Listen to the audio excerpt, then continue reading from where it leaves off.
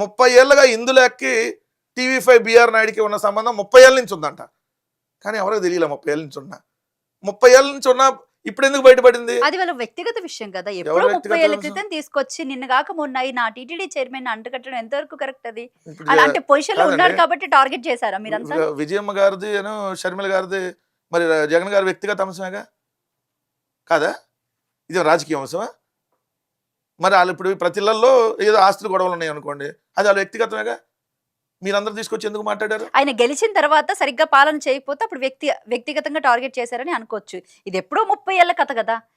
Family friends అని కూడా declare చేశాడు కదా. అసలు అది ఎవరు రిలీజ్ చేశారు? బిఆర్ నాయుడు రిలీజ్ చేశాడు, ఇందులో రిలీజ్ చేసిందా? మీరే చెప్పాలి. అది నాకే తెలుసు. అదే ఇప్పుడు సీసీ ఫుటేజ్ కూడా కాదు, కెమెరాతో పెట్టే తీసుకున్నారు. మరి ఈ బంధాలన్నీ 30 ఏళ్ళ నుంచి ఉన్న బంధాలు బయట పెట్టిన దేవుడే. నువ్వు TV5 చైర్మన్ గా ఉండి తప్ప టీటీడీకి నువ్వు పనికిరావు అని చెప్పి దేవుడే బయటికి తీసుకొని వచ్చాడు. ఇప్పుడు ఒక్కొక్క అంశం చూడండి, అంటే దేవుడితో వెళ్ళి పెట్టుకున్న తర్వాత ఎలా అవుతారు అంటానికి ఇది ఎగ్జాంపుల్. ఏమో నాకెందుకు ఇది YCP party tit for tat లాగా కనపడుతుంది. కుక్క కాటుకి చెప్పు దెబ్బ అన్నట్టు గతంలో అక్కడ పృథ్వీ చేసినటువంటి కొన్ని విషయాలు ఎలాగైతే సస్పెండ్ చేశారో ఆ పోస్ట్ నుంచి, సో ఇక్కడ కూడా బిఆర్ నాయుడిని అలాగే వ్యక్తిగతంగా టార్గెట్ చేస్తున్నారంటే టిట్ ఫర్ టాట్ ఎక్కడికక్కడ ప్రతి దాంట్లో కూడా. కాదండి, మేమేం రిలీజ్ చేయలేదు కదా. టిట్ ఫర్ టాట్ అంటే మీరు చేస్తున్నారేమో వెనకాల. ఎవరితో? ఇది లేకపోతున్నా అది ఏబిఎన్ రాధాకృష్ణ అడగాలి, మాకేం సంబంధం? సో ఆయన ఏదో బయట పెట్టాడు నాళ్ళు అనుకుంటే మీరు మళ్ళీ మాకంట కడితే అట్లా. సో వాళ్ళిద్దరికి ఇప్పుడు అదేంటి హెయిర్ ఆయిల్కి కిరసనాయిల్కి మధ్య యుద్ధం జరుగుతుందని మనం రాశారు ఎవరు. హెయిర్ ఆయిల్కి కిరసనాయిల్కి మధ్య జరుగుతున్నటువంటి పోరాటం ఇది, దాని మధ్యలో వచ్చిందే ఈ వీడియో అని చెప్పి అదేదో వాళ్ళని అడగాలి, మాకేం సంబంధం? TV5 నాయుడు అనేవాడు మాకు. అంటే వైసీపీ పార్టీ వాళ్ళు ఇంకొంచెం కిరోసిన్ పోస్తున్నారని అనుకోవచ్చా? మంట పుట్టి నేను పోయి అసలు ఆంధ్రజ్యోతి రాధాకృష్ణ పోతాడు, కిరసనాయిల్ ఆయన ఫేమస్. సో మేము ప్రత్యేకంగా పోయాల్సిన పని లేదు. మాకేం అసలు మాకు ఈరోజు ప్రజల సమస్యలు ఏంటి, దాన్ని ప్రభుత్వం దృష్టికి ఏ విధంగా తీసుకెళ్ళాలి, కనీసం ఈరోజు కొన్నన్నా మేము పథకాలు ఇంప్లిమెంట్ అవుతున్నాయి కొంతమంది కన్నా అంటే కారణం వైఎస్ఆర్ కాంగ్రెస్. కొన్ని సమస్యలు ఏమన్నా ఇప్పుడు 22 నెలల కాలం పాటు ప్రజల దగ్గరికి వైసీపీ పార్టీ వాళ్ళు వెళ్ళడం జరిగిందా? ప్రజల సమస్యలు ఏమైనా తెలుసుకోవడం జరిగిందా? సరే, ఈ హామీలు గ్యారెంటీలు అన్ని పక్కన పెడతాం కాసేపు. జాబ్ క్యాలెండర్ కానివ్వండి, ఫ్రీ బస్ కానివ్వండి, లేకపోతే వాట్ ఎవర్ వగేరే వగేరే వగేరే పక్కన పెడితే కనుక ప్రజల దగ్గరికి వెళ్ళి బేసిక్ అక్కడ కరెంటు ప్రాబ్లం ఎక్కువగా ఉంటుంది.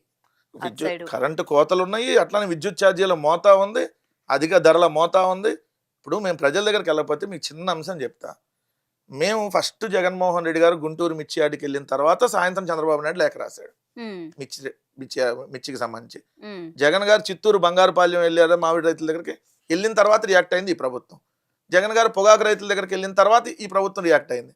అంటే మేము ప్రజలకు ఆ సమస్యల్ని ప్రభుత్వానికి అడ్రస్ చేయగలిగిందాం కాబట్టి, అంత బలంగా తీసుకెళ్ళాం కాబట్టి కనీసం ఏదో దున్నపోతు మీద వర్షం కురిచిన చందాకన్నా ఏదో వర్షం కురిచిందిలే పడిందని తుడుచుకునే కార్యక్రమం ప్రభుత్వం చేసింది. అంటే ఇప్పుడు తెలంగాణలో బేసిక్గా చూసుకుంటే రేవంత్ రెడ్డి గవర్నమెంట్ మీద ఇటు వీళ్ళు బాగా ఉధృతంగా పోరాటం చేస్తారు. ఏ చిన్న సమస్య ఉన్నా సరే ఇమ్మీడియట్గా అక్కడికి వెళ్ళడం కానీ, అక్కడ వాళ్ళతో కూర్చోవడం కానీ, లేదా ప్రాబ్లం అంటే అది రెటిఫై అయ్యేదాకా అక్కడే ఉండి వాళ్ళు పరిష్కరించే అంత అగ్రెసివ్గా ఉంటారు. ఎందుకు వైసీపీ వాళ్ళు ఇక్కడ ఆంధ్ర రాష్ట్రంలో వైఎస్ఆర్సీపీ వాళ్ళు మీకు అంతకంటే ఎక్కువ చేశారు. అంతకంటే ఎక్కువ ప్రజలకు సంబంధించినటువంటి అంశాలలో పోరాటాలు మేము చేసినట్టు ఎవరు చేశారు ఈ రాష్ట్ర రాజకీయ పార్టీగా? మీరు చెప్పండి. జగన్ గారు నిరంతరం ప్రజల్లోనే ఉన్నాడు కదా, పార్టీ పెట్టినప్పటి నుంచి స్టిల్ ఇప్పుడు దాకా.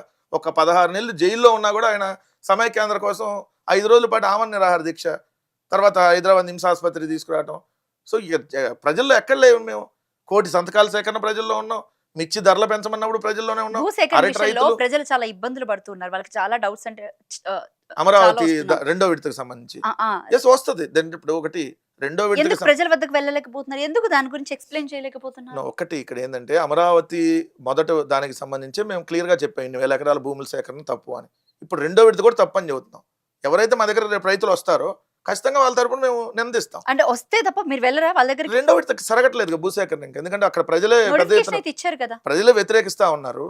సో అది వాళ్ళు ఇంకా ప్రజలు లేదు మేము అసలు ఏమని చెప్పి కరాఖండ కూర్చున్నారు అనుకోండి. అక్కడ 16,500 ఎకరాలకి కొంతమంది రైతులు ఆమోదం తెలిపారని, 20,000 ఎకరాలు మొత్తం భూసేకరణ చేయాలని చెప్పేసి. 20,000 ఎకరాలు కాదండి బాబు, అసలు మీకు ఇక్కడ అర్థం కానటువంటి విషయం ఏంటంటే మొట్టమొదటి విడతలో 54,000 ఎకరాలు, 2వ విడత 1,75,000 ఎకరాలు తీసుకోబోతున్నారు.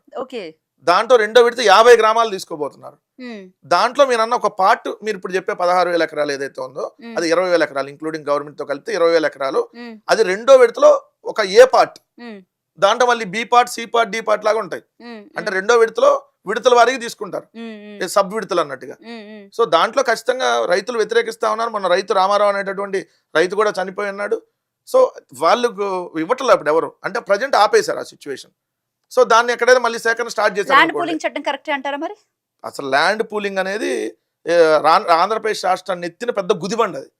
ఎందుకు? కౌలు ఇవ్వాలి ప్రతి సంవత్సరం, మళ్ళీ డెవలప్ చేసి ఫ్లాట్లు ఇవ్వాలి.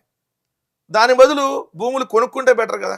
లేదా గవర్నమెంట్ దగ్గర ఉన్న భూములు ఇప్పుడు ఆడాడో 99 పైసలకు మన ఓరణ ఇచ్చే బదులు అదే విధంగా ఆడ డబ్బులు పెట్టి అమ్మేసి ఏదో 50 కోట్లు 60 కోట్లు ఎకరం అది ఇది ఎక్కడ కొనొచ్చు కదా. గవర్నమెంట్ దగ్గర డబ్బులు లేవు కాబట్టి ఇప్పుడు ల్యాండ్ పూలింగ్ చట్టం తీసుకొచ్చి ఇలాగా గవర్నమెంట్ దగ్గర డబ్బులు లేకపోతే 3,32,000 కోట్లు అప్పులు చేసి ఏం చేశారు? అంతకుముందు 3 లక్షల కోట్లు అప్పులు చేసి ఏం చేశాడు చంద్రబాబు నాయుడు?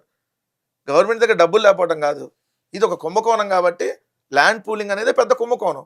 ముందే వాళ్ళ చేత భూములు కొనుగోలు చేయించేసుకుంటారు, చేయించేసుకొని తక్కువ రేటుకి దాన్ని ల్యాండ్ పూలింగ్లో పెట్టుకుంటారు. ప్రభుత్వం నుంచి డెవలప్ చేసి ఫ్లాట్ వస్తుంది, 1000 గజాలు నార్మల్ ల్యాండ్ వస్తుంది, మళ్ళీ 250 గజాలు డెవలప్ చేసిన ఫ్లాట్ వస్తుంది. అట్లనే మళ్ళీ సంవత్సరం కౌలు 10 సంవత్సరాల పాటు కౌలు వస్తుంది, 15 ఏళ్ళు, 10 ఏళ్ళు కాదు. మరి అప్పుడు ప్రభుత్వానికి నష్టం, ఎవరైతే దాన్ని ఇచ్చిన వాళ్ళకి లాభం కదా. అందుకని ఇది పెద్ద కుంభకోణం, అంతమించి ఏముంది. దాని మీద మేము అడ్రస్ చేసాం ఆల్రెడీ. అంతమంది గవర్నమెంట్లో ఉన్నప్పుడు చేసాం, అంతమంది ప్రతిపక్షంగా ఉన్నప్పుడు చేసాం, ఇప్పుడు కూడా చెబుతానే ఉన్నాం. సో మేము అమరావతికి వ్యతిరేకం కాదు. ఎక్కడ అమరావతిలో వీరు చేస్తున్నటువంటి అనైతిక కార్యక్రమాలకి, ఏదైతే అమరావతి పేరుతో చేస్తున్న దోపిడీకి, అమరావతి పేరుతో రైతులు వీళ్ళు చేస్తున్న మోసాలకి, వాటన్నిటికీ మేము వ్యతిరేకం అని చెప్తున్నాం. సో దాన్ని వాళ్ళు తప్పుదో పట్టించేసేది అమరావతికి వ్యతిరేకం మొత్తం తీసేస్తున్నారు ఇక్కడని వాళ్ళు దుష్ప్రచారం చేశారు. మేము అక్కడే తీసేలా, అమరావతిలోనే ఉన్నారు. ఈ రోజుకి స్టిల్ జగన్ గారు అదే తాడేపల్లిలో ఉన్నారు. 3 ప్రాంతాలు సమానంగా అభివృద్ధి చెందేటట్టు మేము 3 చోట్ల ఎక్స్పాండ్ చేయాలనుకున్నాం క్యాపిటల్ని. దాన్ని వీళ్ళు దుష్ప్రచారం చేసి రెచ్చగొట్టారు. సో ఇప్పుడు ప్రజలకు అర్థం అవుతా ఉంది వాస్తవం ఏంటి వీళ్ళు చేస్తుంది అనేది. ఇప్పుడు క్యాపిటల్ చేయడం గురించి ఏం చెప్తారు? ఇప్పుడు ఒకటి వాళ్ళు ఆర్థిక రాజధాని అన్నా మేము లేదంటే ఎగ్జిక్యూటివ్ క్యాపిటల్ అన్నా సేమ్ ఒకటే. సో వాళ్ళేమో విశాఖను ఆర్థిక రాజధాని చేస్తూ ఉంటారు, మేమేమో క్యాపిటల్ చేసి సచివాలయం ఆడ పెడతా ఉన్నాం. పెద్ద డిఫరెన్స్ ఏమైనా ఉందా? కానీ మేము చేస్తే పెద్ద తప్పులాగా చూపించారు. వాళ్ళు ఏం చేయకపోయినప్పుడు ఆర్థిక రాజధాని ఒక స్టేట్మెంటే, వీళ్ళేం దాన్ని ఏమైనా డెవలప్మెంట్. ఆర్థిక రాజధాని అయితే 99 పైసలకు భూములు ఎట్ట అమ్ముతారు వీళ్ళు? 99 పైసలకు భూములు అమ్మితే విశాఖపట్నం ఆర్థిక రాజధాని ఎట్లా అయింది? చీప్ రాజధాని అయింది కదా. ఆర్థికంగా అంటే బాగా డెవలప్ అవ్వాలి. మీరు ఇప్పుడు హైదరాబాద్లో ఉంది, ఎకరం 100 కోట్లకి 170 కోట్లు కూడా మొన్న కొన్నారు నియోపోలిస్ దగ్గర, చూశారు మీరు. మరి అక్కడకు విశాఖపట్నంలో కూడా మీరు ఆక్షన్ పెడితే 50 కోట్లకు 60 కోట్లకు కొంటారుగా. మరి దాన్ని మీరు 99 పైసలకు ఇచ్చేస్తే ఎట్లా అయింది ఆర్థిక రాజధాని? ఆర్థిక రాజధాని అంటే ఎక్కువ రేటు పలిగితే ఆర్థిక రాజధాని అయింది. 99 పైసలకు ఉల్ఫా నీకు తీసుకో, ఏఎన్ఎస్ఆర్ గ్లోబల్ నీకు ఇచ్చేస్తున్నాం, రహేజా రియల్ ఎస్టేట్ నీకు ఇచ్చేస్తున్నాం 99 పైసలకి, మీరు వ్యాపారం చేసుకోండి, మీరు ఎకరానికి ఎంతో కొంత నాకు 20 కోట్లు 30 కోట్లు ఇచ్చేయండి అని లోకేష్ బేరం పెట్టుకొని విశాఖపట్నాన్ని అమ్మేస్తా ఉంటే ఎట్టా ఆర్థిక రాజధాని అయింది? అదే మేము క్వశ్చన్ చేసాం. ఎందుకంటే వైసీపీ పార్టీ వాళ్ళు అన్ని విషయాల్లో అడ్రస్ చేసినప్పటికీ కూడా పవన్ కళ్యాణ్ విషయాలు పెద్దగా మాట్లాడలేకపోతున్నారు. ఇప్పుడు ఉన్నాడు పవన్ కళ్యాణ్ రాష్ట్రంలో? లేడా, కనిపించట్లేదు. మన స్టూడియోకి చాలా దగ్గరగా ఉన్నాడు. నేను హైదరాబాద్లో ఉన్నా, మన స్టూడియోకి దగ్గరలో ఉన్నాడు పవన్ కళ్యాణ్, మాదాపూర్. మేము అడ్రస్ చేయం, ఆంధ్రప్రదేశ్ వస్తే ఎక్కువ అడ్రస్ చేద్దాం. హైదరాబాద్లో మాదాపూర్లో ఉండే పవన్ కళ్యాణ్ గురించి రోజు మనం మాట్లాడుకోవడం ఎందుకు? ప్రజలు మాట్లాడుతున్నారు కదా. డిప్యూటీ సీఎం అండి ఆయన ఆంధ్ర రాష్ట్రానికి డిప్యూటీ సీఎం, మాదాపూర్ కార్పొరేటరా? ఆంధ్ర రాష్ట్రానికి డిప్యూటీ సీఎం అయితే ఏడు ఉండాలండి, ఆంధ్ర రాష్ట్రంలో ఉండాలి. ఏడెందుకున్నాడు? పొద్దున్నెళ్ళి సాయంత్రం ఎందుకు వస్తున్నాడు? మరి ఆంధ్ర రాష్ట్రానికి డిప్యూటీ సీఎం అంటే ఆంధ్ర రాష్ట్రంలో సమస్యలు ఏంది? ఆంధ్ర రాష్ట్రంలో జనసేనని తెలుగుదేశం వాళ్ళు కుక్కలను కొట్టినట్టు కొడితే అది కదా మనం స్పందించాల్సింది. ఆంధ్ర రాష్ట్రంలో అమ్మాయిల మీద అఘాయిత్యాలు జరిగితే ఆంధ్రప్రదేశ్ ఉప ముఖ్యమంత్రి మాట్లాడు. ఆయన మాదాపూర్లో కూర్చొని ఏడన్నా బంగ్లాదేశ్లో ఏదన్నా అది జరిగింది అనుకోండి అవి మాట్లాడతాడు. సుగాలి ప్రీతి కేసు ఫస్ట్ మేమే టేకప్ చేస్తామని చెప్పేసి మాట్లాడడం గురించి ఏం చేశారు? చేసి ఏం చేశారు? ఆ కేసుని క్లోజ్ చేశారా? నేను అధికారంలోకి వస్తే మొట్టమొదటి పరిష్కరించే సుగాలి ప్రీతి కేసు అన్నారు. వాళ్ళకి అపాయింట్మెంట్ ఇవ్వట్లా. అదేమన్నా గట్టిగా అడిగి మీ ఆఫీస్కి వచ్చి నేను కూర్చుంటా అంటే రా నీ అంతు తేలుస్తామని ఆ జనసేన గాది వెంకటేశ్వరరావుని గుంటూరు జిల్లా అధ్యక్షుడి చేత స్టేట్మెంట్ ఇప్పించారు, నీ అంతు తేలుస్తామని. ఇంకేందన్నా ఆయన చేసేది? వాళ్ళ నియోజకవర్గంలో ఏదైతే 9 ఏళ్ళ అమ్మాయి మీద అత్యాచారం జరిగితే నోరెత్తి మాట్లాడలా. ఇంకా ఆయన ఏం చేసేది? అమ్మాయిల గురించి ఆయన ఏ విధంగా న్యాయం చేస్తాడు? ఈ రాష్ట్రంలో ఇన్ని రకాలుగా డైరెక్ట్గా మహిళల మీద, మహిళలతో ఆ జనసేన ఎమ్మెల్యే అరవ శ్రీధర్ 5 సార్లు అబార్షన్ చేయితే పవన్ కళ్యాణ్ ఏం చేశాడు? ఆరోసారి కూడా చేయించే అవసరం అయితే అంటాడు. సిగ్గా శరమా? ఇంక మీరు ఆయన గురించి మేము మాట్లాడేది ఏముంది? మనం మనుషుల గురించి మాట్లాడదాం. పవన్ కళ్యాణ్ గురించి దయచేసి అడగొద్దు, టైం వేస్ట్.